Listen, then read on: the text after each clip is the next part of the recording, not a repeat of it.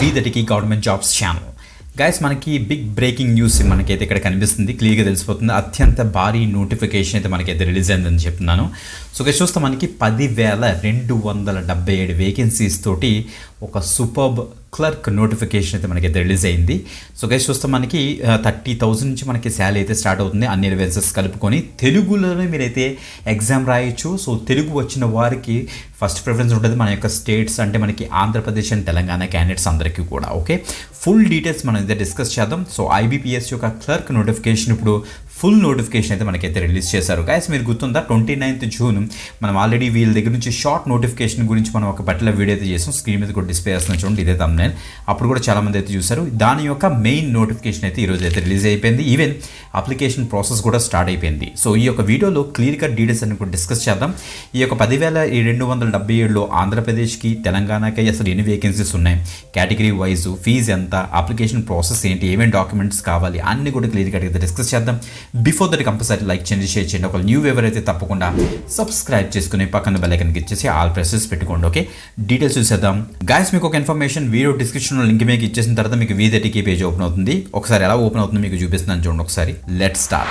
ఇక చూస్తే మనకి ఇలా అయితే ఓపెన్ అవుతుంది. IBPS clerk 2025 notification, 10,277 vacancies, apply online, eligibility, exam dates, pattern, syllabus అన్ని కూడా మనం అయితే ఇదే పీడిఎఫ్లోని ఆర్ ఇదే పేజ్లో మనం నీట్గా అయితే ఇక్కడ ఫర్నిష్ చేసి పెట్టాం. బట్ మీకు అఫీషియల్ సోర్స్ నుంచి మీకు ప్రాపర్ ఇన్ఫర్మేషన్ తీసి మీకు క్లియర్గా అయితే ఎక్స్ప్లెయిన్ చేస్తాను. ఇలా కిందకు వచ్చేసేయండి. ఇలా కిందకు వచ్చేస్తే మనకి full notification link, apply link and short notification link కూడా నేను ఇక్కడ పెట్టాను, ఎందుకైనా మంచిది అనేసి. ఫుల్ నోటిఫికేషన్ మీకు ఇచ్చేస్తే ఒక పీడిఎఫ్ అయితే డౌన్లోడ్ అవుతుంది, దాని డీటెయిల్స్ మనం ఎక్స్ప్లోర్ చేస్తాం. దానికన్నా ముందు ఇక్కడ అప్లై లింక్ మీకు ఇచ్చేసిన తర్వాత యాక్చువల్ ఐబీపీఎస్ యొక్క పేజ్లోకి అయితే వస్తాం. ఇక్కడ click here for new registration మీకు ఇచ్చేస్తారు. మీ basic information, photo, signature, details, preview, uploads అన్ని కూడా చేసేసి పేమెంట్ చేస్తే సరిపోతుంది అనమాట. సో ఆల్రెడీ ఆన్లైన్ అప్లికేషన్ అయితే స్టార్ట్ అయిందని తెలుస్తుంది. ఇప్పుడు నోటిఫికేషన్ డీటెయిల్స్ చూద్దాం. మీరు ఇక్కడ చెక్ చేసుకోవచ్చు. Institute of banking personal selection, that is IBPS నుంచి మనకి సో కామన్ రిక్రూట్మెంట్ అయితే మనకి స్టార్ట్ చేశారు. కస్టమర్ సర్వీస్ అసోసియేట్ రోల్స్కి వీళ్ళని క్లర్క్స్ అంటారన్నమాట. సో మొత్తం ఆ క్లర్క్స్ అంటే తెలుసు కదా, బ్యాంక్లోని డిఫరెంట్ వర్క్స్ అన్ని కూడా చేస్తుంటారు. వాళ్ళని మనకి కస్టమర్ సర్వీస్ అసోసియేట్స్ అంటున్నారు అనమాట. ఇప్పుడు సిఎస్ఏ ఆర్ సిఆర్పికి సంబంధించిన, సిఎస్ఏకి సంబంధించిన ఈ యొక్క వేకెన్సీస్ అని చెప్పొచ్చు అనమాట. Okay, first important dates first చూసేద్దాం. సో ఆన్లైన్ అప్లికేషన్ ఈ రోజు నుంచి అయితే స్టార్ట్ అయిపోయింది. 8th చూస్తే మనకి 1st ఆగస్ట్ 2025 నుంచి 21st ఆగస్ట్ 2025 వరకు ఉంటుంది. సో పేమెంట్ కూడా అంతే 21st ఆగస్ట్ వల్ల మీరైతే పే చేసేయాలి. నెక్స్ట్ మనం ఏమైనా మోడిఫికేషన్స్ ఏమైనా ఉంటే మనకి ప్రాపర్గా నెక్స్ట్ మనకి ఇన్ఫర్మేషన్ అయితే ఇస్తారు. సో గైస్ చూస్తే ప్రీ ఎగ్జామినేషన్ ట్రైనింగ్ వచ్చేటికి సెప్టెంబర్, అయితే చాలామంది ఎస్సీ/ఎస్టీ క్యాండిడేట్స్కు ఈ ప్రీ ఎగ్జామినేషన్ ట్రైనింగ్ గురించి వాళ్ళైతే సెలెక్ట్ చేసుకుంటారు కదా, వాళ్ళ కోసం సెప్టెంబర్లో ఉంటుందన్నమాట. సో దానికి కూడా మనకి ప్రిలిమినరీ ఉంటుంది. ఫస్ట్ ఆ ప్రిలిమినరీకి వచ్చేటికి మనకైతే సెప్టెంబర్లో ఉంటుంది. సో ఆన్లైన్ ఎగ్జామినేషన్ ప్రిలిమినరీ వచ్చేటికి మనకైతే అక్టోబర్లో ఇస్తున్నారు. నెక్స్ట్ ఇక్కడ రిజల్ట్ ఆఫ్ ప్రిలిమినరీ ఎగ్జామినేషన్ మనకి నవంబర్లో అయితే ఉంటుంది. కాల్ లెటర్ డౌన్లోడింగ్ అంతా కూడా మనం అయితే నవంబర్లో అయితే చేసుకోవాలనేసి క్లియర్గా ఇక్కడ మెన్షన్ చేశారు. ఇక్కడ మనకి ప్రాపర్ ఇన్ఫర్మేషన్ టోటల్గా 74 పేజెస్తో ఈ యొక్క నోటిఫికేషన్ రిలీజ్ అయింది మనకి క్లియర్గా అయితే తెలుస్తుంది. అసలు ఏమేమి బ్యాంక్స్ పార్టిసిపేట్ చేస్తాయని చూస్తే bank of Baroda, Canara bank, Indian overseas bank, UCO bank, bank of India, central bank of India, next Punjab national bank, union bank of India, bank of Maharashtra, Indian bank, Punjab Sindh bank అయితే మనకైతే పార్టిసిపేట్ చేస్తుంది ఈ యొక్క ప్రెసెంట్ రిక్రూట్మెంట్లోని. ఇక్కడ compensation ముందే ఇచ్చేసారు. బేసిక్ మనకి 24,050 rupees నుంచి స్టార్ట్ అయ్యి 64,480 వరకు మనకి వెళ్తుంది. దాంతోపాటు చాలా ఎలివెన్సెస్ అయితే ఉంటాయి. అన్ని ఎలివెన్సెస్ కలిపి 32,000-35,000 ఇనిషియల్గా మనం అయితే ఈజీగా ఆన్ చేయొచ్చు అన్నమాట, గుర్తుపెట్టుకోండి. ఫస్ట్ ఎలిజిబిలిటీ క్రైటీరియాలో చూస్తే మనం అయితే ఇండియన్ నేషనల్స్ అయితే ఉండాలి, అంటే ఇండియన్ సిటిజన్ వాళ్ళందరూ కూడా దీనికైతే అప్లై చేసుకోవచ్చు. నెక్స్ట్ క్రైటీరియా ఏంటంటే మనకైతే ఏజ్ క్రైటీరియా ఉంటుంది ఎప్పుడు కూడా. 1st ఆగస్ట్ 2025 కల్లా మినిమం 20 years నుంచి మాక్సిమం 28 years వరకు ఉన్న క్యాండిడేట్స్ అందరూ కూడా దీనికైతే అప్లై చేసుకోవచ్చు. సో మనకి 2 dates ఉంటుంది, ఇంక్లూజివ్ ఆఫ్ 2 dates అనమాట. ఈ డేట్స్ మధ్యలో పుట్టిన వాళ్ళు, ఈ ఏజ్ కనుక ఉన్న క్యాండిడేట్స్ అందరూ కూడా దీనికైతే అప్లై చేసుకోవచ్చు. అండ్ ప్రొవైడెడ్ మనకి as per the government norms ఎస్సీ/ఎస్టీ వాళ్ళకి ఏమో 5 years ఏజ్ రిలాక్సేషన్ అయితే ఉంటుంది. ఓబీసీ క్యాండిడేట్స్కి ఏమో 3 years ఏజ్ రిలాక్సేషన్, పీడబ్ల్యూబీడీ క్యాండిడేట్స్కి ఏమో 10 years అయితే ఉంటుంది. ఎక్స్ సర్వీస్ మ్యాన్కి వచ్చేటికి సర్వీస్ తర్వాత 3 years వరకు అయితే ఇస్తున్నారు.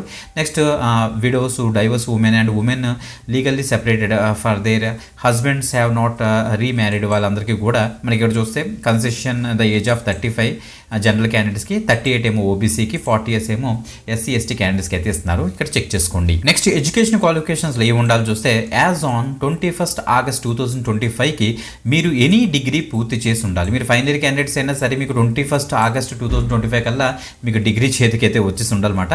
వాళ్ళందరూ కూడా దీనికైతే అప్లై చేసుకోవచ్చు. దాంతోపాటుగా మనకి లోకల్ లాంగ్వేజ్ అయితే ప్రొఫిషియన్సీ తప్పకుండా ఉండాలి. ఎందుకంటే లోకల్ లాంగ్వేజ్ ప్రొఫిషియన్సీ అంటే మన తెలుగు లాంగ్వేజ్ మీద కూడా వాళ్ళైతే ప్రొఫిషియన్సీ టెస్ట్ అయితే కండక్ట్ చేస్తారంటే మనం ఎలా మాట్లాడుతున్నాం ఏంటనేసి. దాంతోపాటుగా మీకు కంప్యూటర్ మీద బేసిక్స్ తెలిసి ఉండాలని వీళ్ళైతే చెప్తున్నారు. మంచి సిబిల్ స్కోర్ అయితే ఉండాలి మీకు గమనించండి. నెక్స్ట్ అప్లికేషన్ ఫీజు అయితే ఇచ్చారు మన.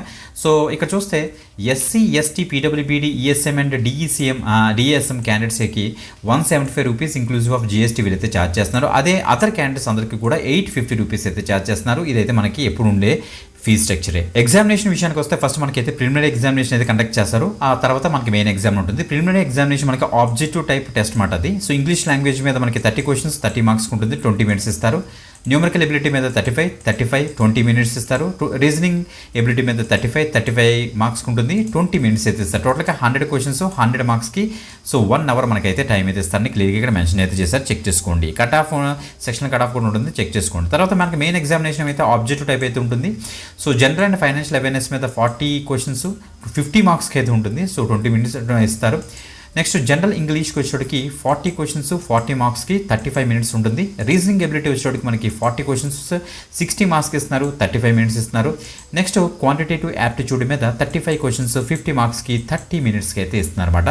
టైం చెక్ చేసుకోండి. టోటల్గా 155 క్వశ్చన్స్ ఉంటాయి, 200 మార్క్స్కి టోటల్గా 120 మినిట్స్ మనకైతే టైం అయితే ఇస్తారని క్లియర్గా మెన్షన్ అయితే చేశారు. ఈ యొక్క ఎగ్జామినేషన్ మన యొక్క తెలుగులో కూడా రాయొచ్చు అనేసి thumbnailలో నేను పెట్టాను కదా, దానికి ఎగ్జామ్ ఇక్కడే మీకు ప్రూఫ్ చూడొచ్చు. ఆంధ్రప్రదేశ్ క్యాండిడేట్స్కి వచ్చేటప్పటికి ఇంగ్లీష్లో ఉంటుంది, హిందీలో ఉంటుంది, తెలుగులో కూడా ఉంటుంది అనమాట.